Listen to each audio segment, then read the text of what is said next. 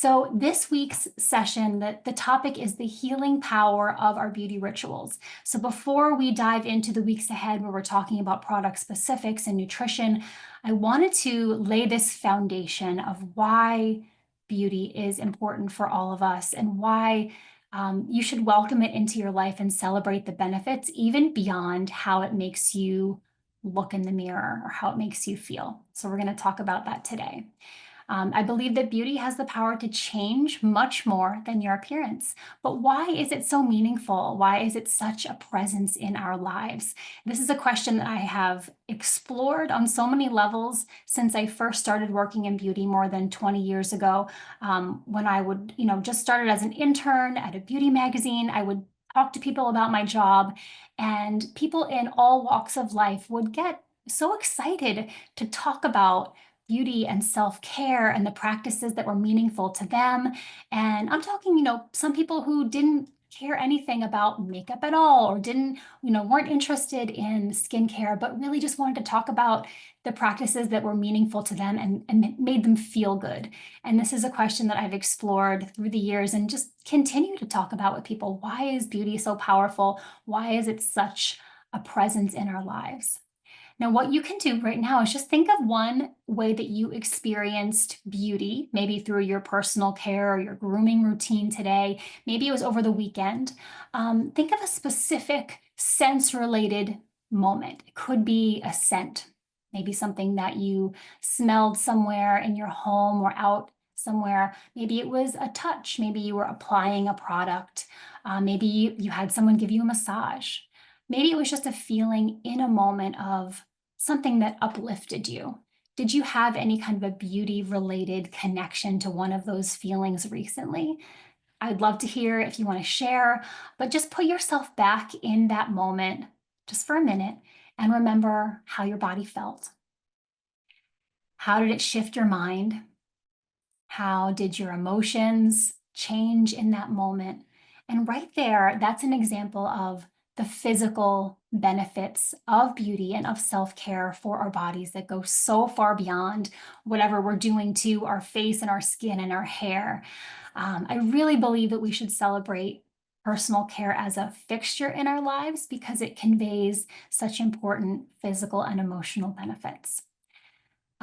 Working as a beauty editor, I've found that the concept of beauty or self-care can sometimes get trivialized. So as if it's something maybe selfish or superficial. Maybe it's the first place that you cut your budget when you need to save a little money. Oh, I'll just, I'll skimp on that, or I won't rebuy that product, or I won't do a massage, even if I feel like I really need it.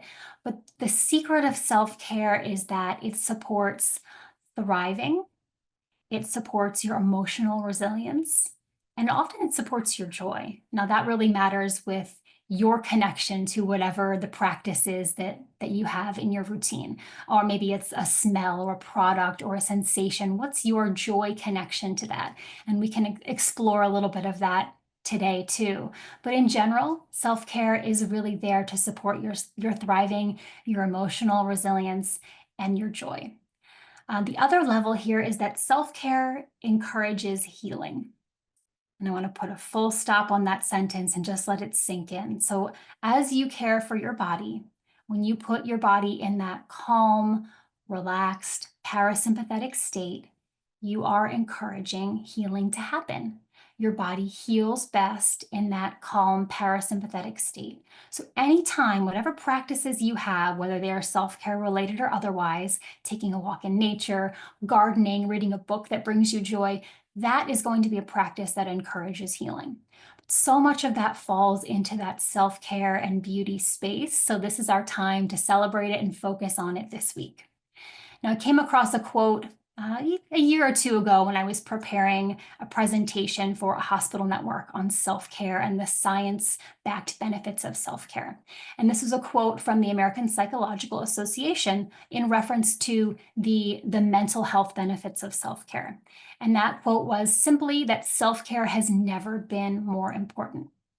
And I want that to sink in for all of you too, wherever you are on your journey, healing or otherwise, whatever today might bring to you or this season, you have that self-care in your toolbox.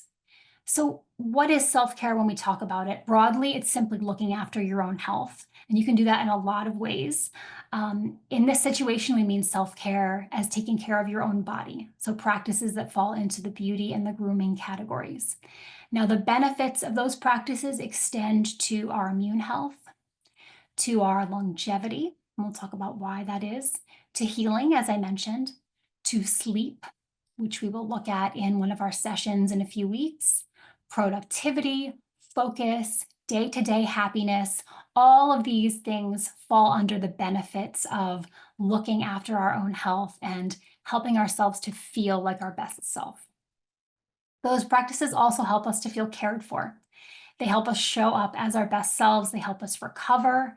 And in the process, they strengthen our neural pathways, our brain networks of positivity and joy. They release neurotransmitters that calm the stress response. They lift our moods when we need it. Now, if you've ever met a person, you know a person, maybe you are a person where your brain tends to default toward positivity and joy in even difficult situations. And you often marvel, wow, how is that person so positive? How are they so strong? This is something that you can practice and reinforce through those pathways of your brain, through neuroplasticity. So it might just be a simple self-care practice that you add into your day where it brings you into that excuse me, that positive and joyful space, that positive and joyful brain space more often. So you can use your self-care and your beauty practices to get yourself there and to strengthen that neural pathway. And I encourage you to do so, especially after you've been through a period of stress, of something that has felt difficult to move through or a challenge to be resilient through. You need those positive and joyful moments in your brain. So if you find a beauty practice that supports that, celebrate it. Do it more often. Bring it in daily if you can. This is what we want to support our bodies and our brains. Now, beyond that, self-care builds self-connection, and that's something that I stress a lot as a health coach. You want to have that connection and the ability to listen to your body.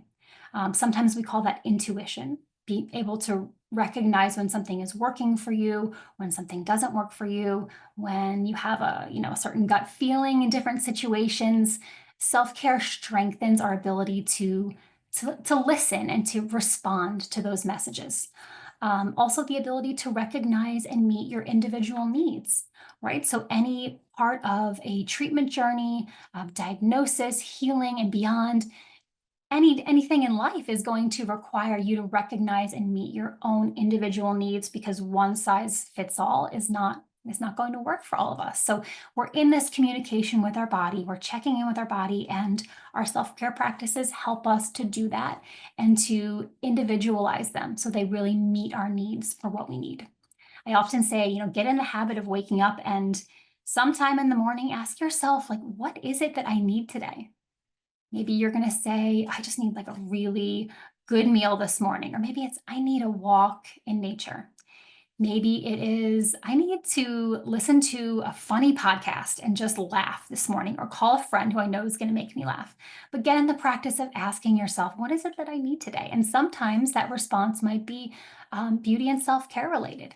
Maybe I really need some aromatherapy that is going to like make my brain feel sharp this morning, lift me up and give me energy. Or maybe I could use an extra long shower where I give myself some extra self-care. So that is part of that response to what your body might need in any given day or situation. One other thing to add about self-care is I really do believe that the practice of self-care slows the aging process. And that's not through any kind of fancy night cream that you might be applying or age-defying products, although we certainly know there are some ingredients that can help topically. But our self-care rituals produce an energy shift. They bring our bodies into that place of parasympathetic calm that lowers our cortisol and our stress response. And anytime we do that, we're slowing the cumulative wear and tear on our bodies. We're slowing the progression of free radicals in our bodies. And that is going to have a cumulative effect and influence the way we age. So, yes, does beauty turn back the clock? Does it keep us more youthful? Yes, but maybe not in the way that we have been marketed to say that, yes, we're putting something on our skin and it's turning back the clock. It's really doing it from within as we are sending the message that we are cared for, we are loved, we are thriving, we are in a healing place, and we can use our products and our rituals to send those messages loud and clear. Now, to get into some of the science, which I love to do, and I told you I have a whole hour-long class on this that I've delivered to different hospitals so that doctors are aware of these connections. One thing we can show is that regular self-care practices reduce heart disease, stroke, and cancer. So that's a full stop that we've shown in studies. But how does this work? And you want to look a little deeper beyond the surface.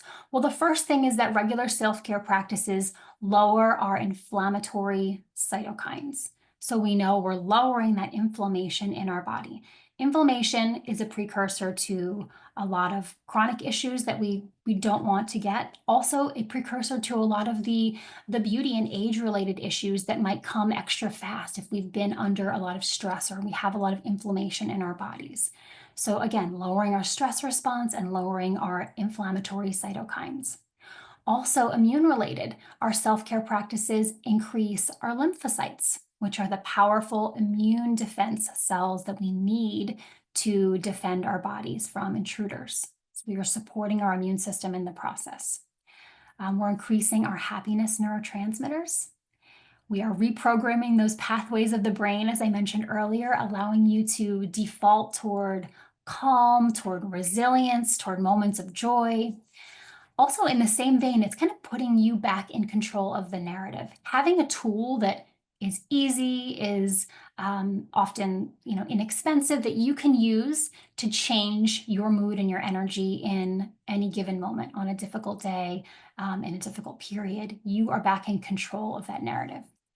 I think it's a great way to release energy when you have something you've been carrying that's heavy or just overwhelming. Letting go of that energy and bringing back in a little self-care is really helpful.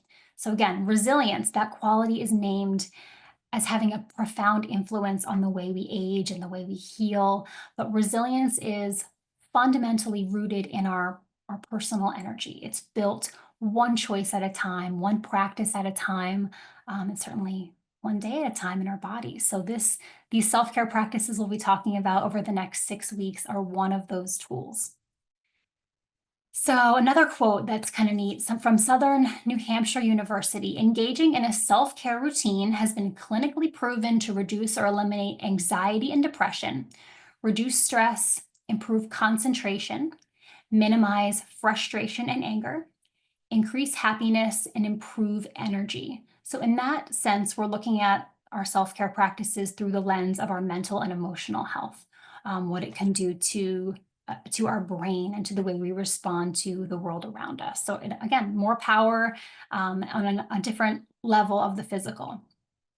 So if there's one habit that you want to increase in your personal care routine, it is self-touch.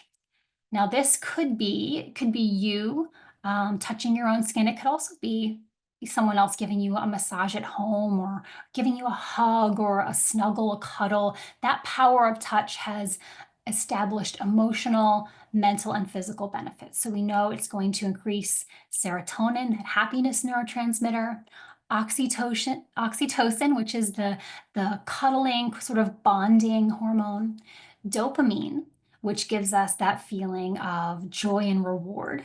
And dopamine we hear about a lot in relation to screen time and social media. So much of what we do on our phones, on our different apps, are designed to give us a release of dopamine, where we get this boost of, ooh, reward. I want to do that again. Let's go back and check in with that app, or check my news or check my email. And a different way to get dopamine is to have this power of self-touch, which also offsets feelings of anxiety. It improves your immune function. It lowers your blood pressure and your cortisol, which helps with your breathing as it relaxes, calms your nervous system, and slows your heart rate. So all these physical benefits come from those neurotransmitters that are secreted. So a 2021 study showed that the benefits of self-touch could be as powerful in lowering cortisol response and stress as benefits of touch from others. So if you don't have someone to come home today and give you a little shoulder massage or to give you that touch time, this could be you massaging hand cream into yourself for a few moments, deep breathing, feeling the way your muscles relax, feeling that calm wash over your body. This could be you washing your face tonight, taking extra time to cleanse away the stress of the day as you do whatever else is on your face, the dirt, the makeup. This could be just feeling the relaxation of the muscles around your forehead or your eyes or wherever you carry tension. So draw out those practices and make them a practice of self-touch. This could be massaging a scar, maybe an area that is tender that needs blood flow. You could do that gently. This could be dry brushing your body and then following that with an oil or a cream to moisturize in the cooler months. It could even be a scalp massage, just giving yourself that relaxation. All of these deliver those same benefits of self-touch, of lowering cortisol and stress, immune response, increasing those neurotransmitters. So something that's so simple and free, but does require us to stop and appreciate it and sink into those feelings, is so accessible to us. What else? What other evidence do we have about self-touch? There is a practice called tapping that some of you might be familiar with that is centered around um, not only the gentle touch of your skin and tapping of your skin, but connecting that with certain thoughts and brain patterns. And that practice is established for reduction in depression and anxiety. And part of the response, the calming response, is from the light, gentle touch on your skin as you tap around your skin and your face. So we know that sending your body those messages of yes, of delivering the love and the calm right back into yourself. We know that the dermis, the middle layer of your skin, has nerve receptors that are very responsive to gentle touch. So this might be something that we're setting off when we get a massage, but we can also do it ourselves when we're doing self-massage. The bottom line here, anytime we lower our levels of stress hormones, we are slowing the wear and tear on our bodies. Anytime we put our bodies in a sympathetic space where we're calm, relaxed, we feel safe, we are supporting our healing and we're supporting our thriving, even after you have healed and you are moving forward and you're saying, like, how am I going to thrive and like love my body again and feel good in my body? Lean into those practices of self-care and self-touch. Janet had a good question. So, what is dry brushing? This is something that we're definitely going to talk about more in the weeks ahead. I'm trying to see if I have my dry brush here. I don't. Typically, a dry brush is a natural bristle body brush. Usually, maybe there's one that has a little loop with a handle. Other times, you see a little oval body brush. But after you have bathed or showered and dried off, you start from either your fingertips or your feet, and you're going to gently brush your skin up toward your heart in order to move the lymphatic fluid under your skin and in the area right under your skin. So your lymphatic fluid is a detoxifying fluid that runs under the surface of your skin, but it doesn't have a pump the way your blood is pumped by your heart. So it's pumped by movement, it's pumped by stretching, massage, and dry brushing. So what you can do is have this be a practice after you bathe. You do dry brush up toward your heart, always in that direction, real gentle on the surface of your skin. And it helps to move fluid balance. It helps to reduce cellulite and tone skin. To me, it feels wonderful. I love the feeling of this practice. It sort of stimulates your skin. It's invigorating, but also very calming. And then when I'm done, this is a time that you might want to put on a little extra moisture, some body oil, some cream, and you might not have time to do this all the time, every time you shower or bathe, but once or twice a week, you can really see a difference in the lymphatic fluid flow in your body, especially if you get any swelling or puffiness in different areas of your body. It's a very easy practice.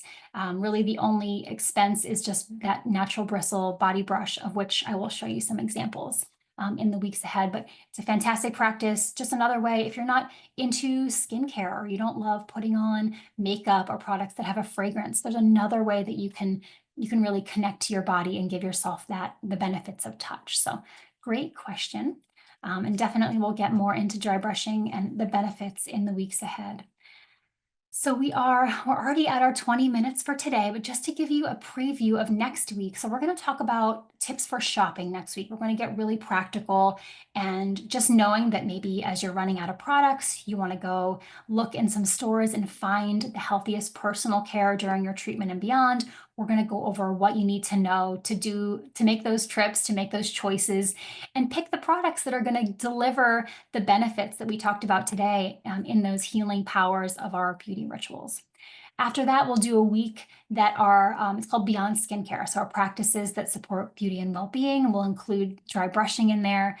Week 4 is nutrition for beauty. And week 5 is going to be small shifts that help you feel your best. So we're going to talk about your mindset, breath, movement, sleep, and the ways that they connect to your beauty and self-care. And then week 6, as we're getting into Memorial Day time, we're going to do smart sun care. So specifics on products and practices that are going to get us ready for our season in the sun. So you have a lot to look forward to in these short little snippets, but I hope that you've enjoyed the introduction to this topic and just laying the groundwork for why this is so much more than just topical skincare, why it really is healing and resilience and joy from within.